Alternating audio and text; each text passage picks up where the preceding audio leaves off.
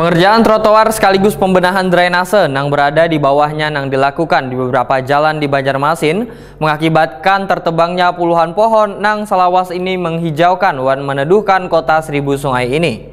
Instansi yang terlibat dalam melakukan pengerjaan proyek tersebut haruslah saling melakukan koordinasi dengan instansi terkait lainnya agar jika nantinya ada pengerjaan trotoar sekaligus pembenahan drainase ini kada menghilangkan pohon yang ada di sekitarnya.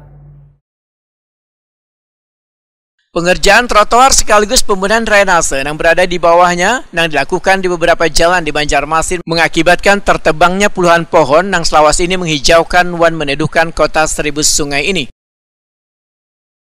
Namun proyek pengerjaan trotoar sekaligus pembenahan drainase haruslah dilakukan agar banyu kada lagi menggenang di jalan wayak hujan atau naiknya banyu sungai yang biasanya bisa meluber ke jalan. Tetapi instansi yang terlibat dalam melakukan pengerjaan proyek tersebut haruslah saling melakukan koordinasi dengan instansi terkait lainnya agar jika nantinya ada pengerjaan trotoar sekaligus pembenahan drainase ini kada menghilangkan pohon yang ada di sekitarnya. Demikian dipadahkan anggota DPRD Banjarmasin Saripah Sakinah Waitakuni Prima TV.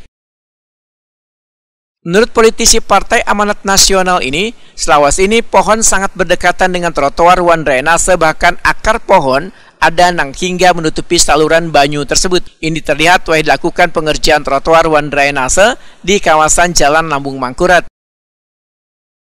Saripah Sakinah meminta Dinas Lingkungan Hidup bisa mencarikan solusi supaya nantinya kawasan tetap rindang, namun akar pohon kada mengganggu kelancaran arus banyu di drainase.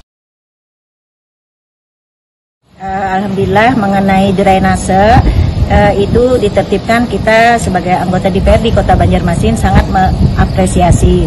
Cuma dibalik itu dengan dilaksanakannya drainase itu pohon-pohon ada yang ditebangi. Nah, jadi kami sangat menyayangkan kalau bisa pohon yang ditebang itu pihak DLH bisa berusaha menanam kembali atau berkoordinasi dengan kantor-kantor yang mana di depan kantor itu terdapat pohon yang ditebang. Ya.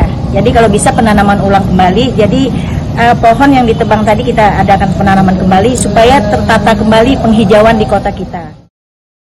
Saripah Sakinah berharap pohon yang ditebang ini bisa ditata penanamannya agar dapat menambah ruang terbuka hijau yang dinilai masih sangat minim di kota Seribu Sungai ini.